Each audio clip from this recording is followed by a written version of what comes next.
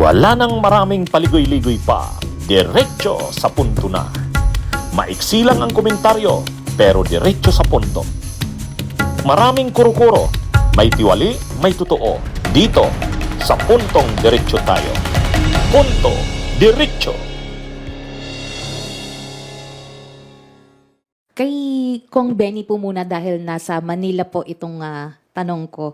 Yesterday po, meron pong inilabas si Mayor Isko na listahan po nung 14 billion worth po na flood projects sa Manila na iniulat po as completed. Pero still, nagbabaha pa rin po sa lungsod. At meron din pong isang contractor doon, yung GELC Construction and Supply Incorporated, na meron siyang nakuha doon sa 14 billion, 1.4 billion worth of flood control projects po ito. And coincidentally, ito pong contractor na to, ito po yung kinasuhan ni Mayor Isko or ng city government dahil po dun sa illegal demolition po nung Rizal Avenue Sports Athletic Complex. Your reaction po regarding po dito na napakalaking halaga pero wala pong naging epekto? Sinusuportahan ko yung sinabi ng Mayor ng Manila na papaimbestiga niya. I support that, no? Kinakailangan naman, madali lang yan. I-check lang sa DPWH yan kung yan po ay project ng national government. O kaya ito ay project ng LGU. Sapagkat yung flood control project na yan, hindi lamang DPWH yan eh. Even the LGU. Kinakailangan imbestigahan lahat ito. Ano ang pinagawa ng city ng flood control project? Ano ang pinagawa ng DPWH, no? Ito po yung tinatawag nating i-check yan sa DPWH ang status and impact ng mga project na yan, no? Sa national government, for example. Kaya I'm all for that, na dapat talaga imbestigahan yan. Oo, kung nais niya, unahan niya yung distrito ko just to find out, no? Kung talagang, kasi alam mo ang Manila, just to inform everyone, Manila is actually a prone to flooding yan sapagkat below sea level ang karamihan dyan, especially my district. At doon din dumadaan ang main tributary ng mga ilog natin. For example, like in my district, doon dumadaan ang Pasig River, dyan nagpupunta ang San Juan River, dyan nagpupunta ang mga ibang mga maliliit na mga estero. Pero hindi lang talaga dapat Manila. Dapat yan Metro Manila. Sapagkat look, hindi lang Manila ang problema rito. For example, like ang San Juan River, napakarumi niyan. Yan ay sinasabi ko na nung araw pa. Kasama ang Quezon City, kasama ang Mandaluyong, kasama ang San Juan, kasama ang Manila. Kung makakasundo silang lahat yan, lahat yan ay pag-usapan po yan. Lahat yan imbestigahan. I'm in favor of that. Pero hindi lamang sapagkat hindi kumuha ng permit o hindi nagpag-ugnay sa LGU.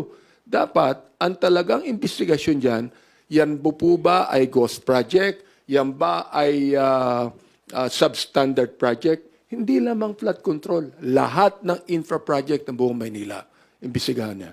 Ito mga kabunyog, mga kababayan, tungkol naman sa Manila, mainit itong away nila Isko Moreno, mayor ng Manila, at saka yung mga kongresista dyan, sila Bene Abante, si Joel Chua, si Valeriano.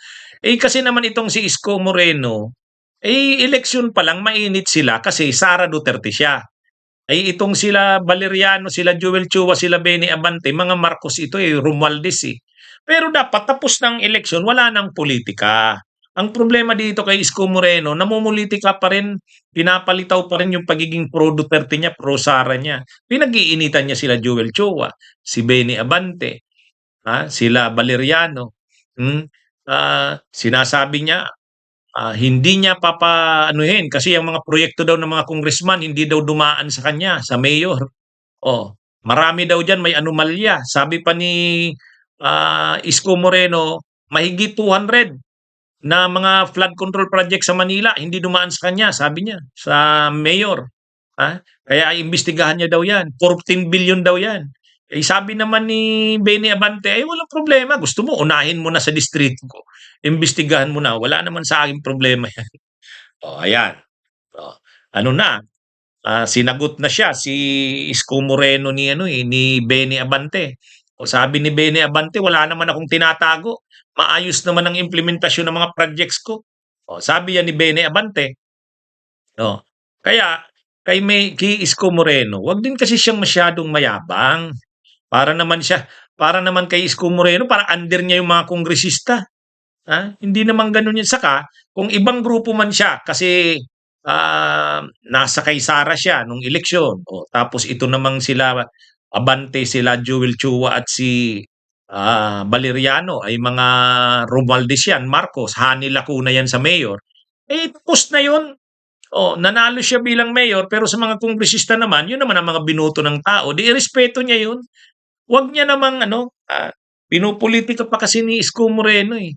Kaya lang nagyayabang si Isko Moreno. Hindi niya raw papalampasin yung mga flood control projects daw sa Manila.